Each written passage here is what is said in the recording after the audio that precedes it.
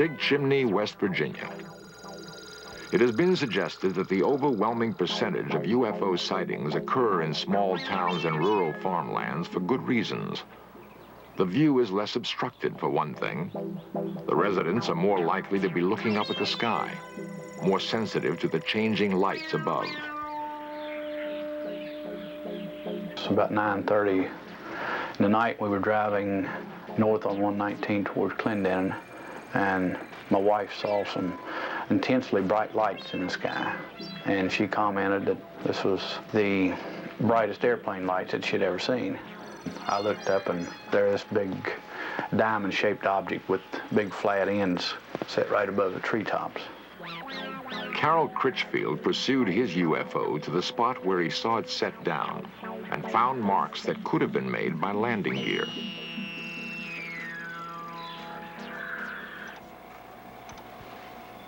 Critchfield is a foreman in a Big Chimney chemical plant. He's not the sort of man who is often called on to take lie detector tests, but he knows how incredible his story must sound. I am Ian Criswell from the Criswell Security Agency in Wheeling, West Virginia. Myself and a team of investigative specialists conducted extensive polygraph testing of Mr. Critchfield. The lie detector, or polygraph, is a sensitive device for recording changes in body temperature, rate of breathing, electrical impulses in the skin, and heartbeat. Preliminary tests established normal parameters, which, if exceeded during the actual test, indicate deception. This is the blood pressure pattern, this is a skin sensitivity pattern, and this is a breathing pattern. A lie detector test cannot prove whether or not Critchfield saw a UFO. It can only indicate whether he believes he is telling the truth. Is your last name Critchfield? Yes.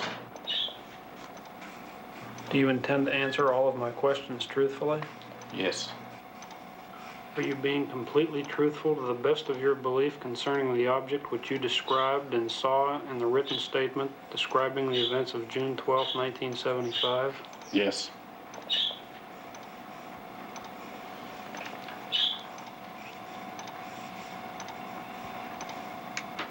Are you being truthful when you say that in the first 35 years of your life you have never lied to a police officer?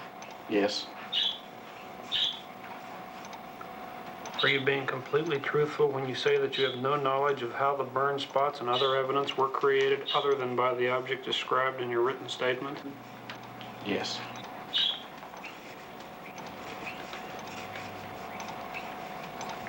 The test is now over.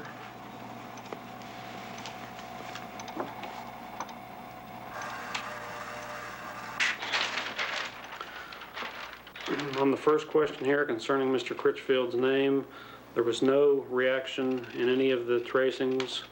On the second question concerning the, does he plan to answer all questions truthfully? Again, there were no reactions indicating deception.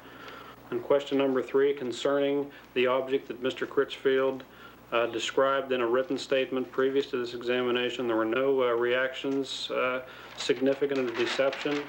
On the question concerning the burn spots and the other evidence left by the object, there were no reactions indicative of deception. And it is our opinion that Mr. Critchfield has told the complete truth about all statements concerning the object he cited on June 12, 1975. It would be unusual indeed if a man not noted for vivid imagination and guile could invent a story about a UFO and then control half a dozen involuntary body functions in such a way as to fool a sophisticated machine and experienced technicians. Much easier to believe that something extraordinary happened on a hilltop in Big Chimney, West Virginia.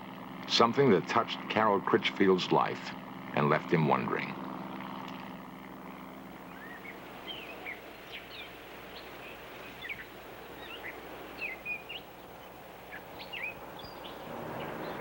The pocket transit also can be used to Some men, like Ted Phillips, are dedicated to finding answers for the growing number of perplexed people who have had UFO experiences. Phillips is an amateur scientist and UFO investigator. Neat little pocket penetrometer.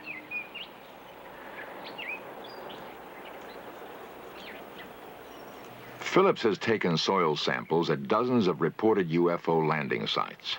He and his fellow investigators have amassed reports of no less than 60,000 UFO sightings in the past 30 years.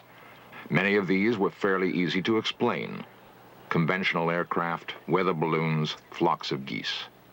But more than 900 cases remain unexplained.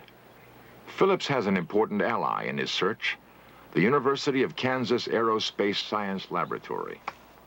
It is the place he sends soil samples for analysis. Dr. Edward Zeller is the man in charge.